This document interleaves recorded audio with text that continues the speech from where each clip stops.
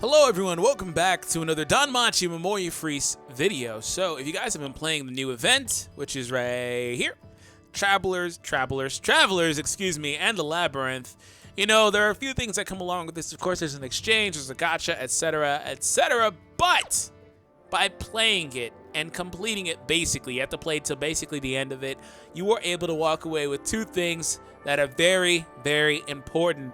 The hero medal and the flame amulet. Excuse me, wrong button. If we come over to the shop and we come down to the special exchange, here is the category for them: hero medal and flame amulet. So in order to get 3, because you need 3 to get 1 copy of a prison bond, you need 3 hero medals for that, for the adventurer prison bond.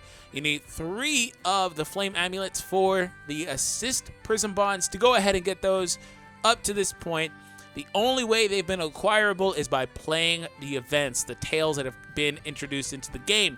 So I believe the first one that had it was the Passion of Maenads event, which featured a free-to-play Philvis if you were playing at that time. If you weren't, unfortunately, you're probably missing that bond. Otherwise, the next event that had it was the one that was just here as well, that featured the Naza for like I believe it came out at the same time as like the Chigusa, the Freya, all those units. So that would have been your second one, and the one right now is the third one. So we're going to go ahead and pick both of these up. Got the assist one, or the adventure one, excuse me. And we're going to get the assist one right here. So what are prison bonds used for? Well, funny that you asked that. Nobody asked you, say? Okay, well, I'm still going to tell you anyway. All right, so when it comes down to it, if you come to a character like my king here, right?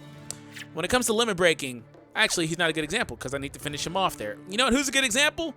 It's my Lafia. Boom. All right, so when it comes to limit breaking, right, you're able to use an item or a bond. So if you have an item, it'll allow you to use it. So that's what that's for. It allows you to limit break a 4-star character. So in fact, I'm actually going to use it on my Lafia because I really want to build my mages up now. Just the way that the game has handled mages, whether it's from the arena that has come out recently, from later stages in Rampage and things like that, you need a strong mage. So what this does is it allows you to limit break her, of course. So she's now up +4 levels, and it unlocks the next few status boards and stuff like that, next few nodes in the status board and stuff, so she's able to get better, of course. You guys know the deal with limit breaking your characters. Now, of course, there is the assist variant, so we're going to go ahead and turn off the adventurers and look at assists. So if you guys are wondering, I'm not able to tell you guys, right, which ones you'd want to use this on, because it simply depends on what you have, right? It simply depends on what you have, but I can tell you some prerequisites, and this applies to the adventurers too. First and foremost, I would stick solely to natural 4-stars. Like, I wouldn't even consider using it on a 3-star, natural 3-star, natural 2-star, anything else like that. I would start off by looking at only the ones that you pulled as a 4-star, first and foremost. Next, I wouldn't consider a free-to-play unit like the Naza or stuff like that, because a lot of times, from what we've seen, they come with their own bonds acquirable. Of course, you got to put in that work and get those bonds, but I wouldn't even consider them either, despite the fact that they can be really good with them. Next, if you're going to consider a character, when it comes to assists in particular, because it's a little bit easier to track, make sure that you are choosing the character that has the better assist skill. First and foremost, look at the assist skills and look at the way that they change. When it comes to your album, you're able to really detail a lot of that stuff. And what I mean by that is, if you take a look at this Hestia right here, right? Naturally, at 6 stars, she has a 10% strength boost to all allies. Very, very good. Hilarious Service Plus.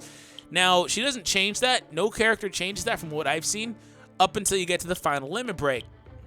So when you get to the final limit break, it goes up 5%. I implore you to go ahead and check out your characters and see which ones you would like to build all the way through, because if you start, especially if you're free to play or it's a unit that's a natural 4-star, it's harder to get, of course, you probably would want to, you know, finish that process at some point. You don't want to kind of be like I've been, and mainly I've been the way I have been because I've gotten a lot of bonds, but what I mean is just a bunch of characters, you know, that are just kind of just +1 a lot of the place and stuff like that.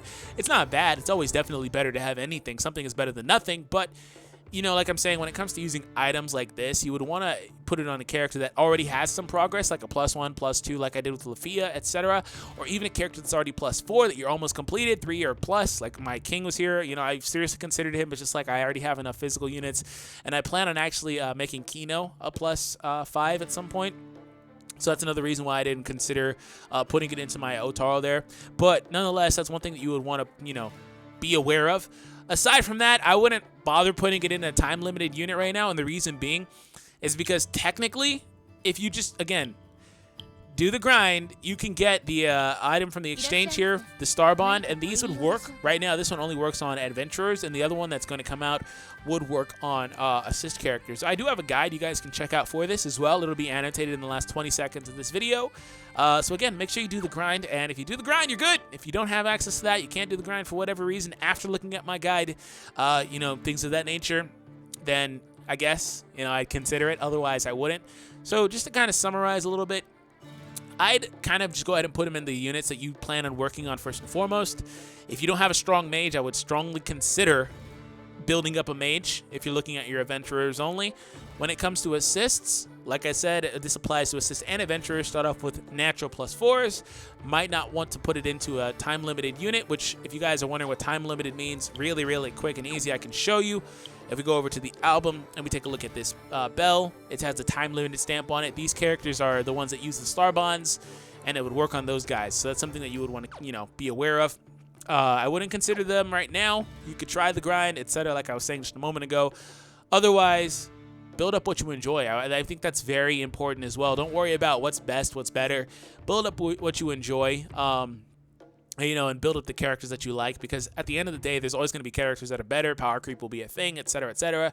But a lot of them do the same things. I mean, to be honest, a lot of them do the same things. They buff, they debuff, they do physical damage, they do magic damage, or they heal. That's literally it. So, anyways, thank you guys for tuning in. Hope you all enjoyed. Let me know in the comments who you guys are going to consider using, or excuse me, you actually will go ahead and use yours on if you've played through the events and have acquired the item thus far. Have an awesome day. And I'll catch you guys in the next one. The reason why I'm not showing you who I chose for my assist is because I quite frankly don't even know yet. I'm probably going to put it in Chloe Lolo. You know, that's just kind of what I think I'm going to do. Because I have characters here that I would like to put it into. Like my Hephaestus there, the 4-star one in the gown. I would want to put it in the Hestia that's already +2. She's my best assist currently as far as limit breaks. But nah, I'm not going to consider the Mayx or the Anya right here, because all this stuff right here in this brief section, actually every unit right here, I believe, except for the Mikoto, starts off as, you know, 2 or 3-star or whatever. So not going to do that. Maybe this Hestia, the Onsen Hestia. Otherwise, that's about it. I got to think about it a little bit. You know, it kind of comes down, like I said earlier, which assists use more, which assists are better, because there's a lot of them that kind of do the same things. Like I was showing in a previous video how the Ganesha is basically, you know, Hestia light, 15% debuff here. The Ganesha is, you know, 8% or whatever it is. Light, like I was saying, that'll go up, of course, if you max limit break him, but he's a natural 3-star, so you got that. You got the natural 3-star stats. If you didn't know, they have really bad stats in comparison to natural 4-stars, which is what I was saying. Make sure you prioritize the +4, so, or the 4-star, excuse me. Anyways, that's it. Have an awesome day. I'll catch you guys in the next one.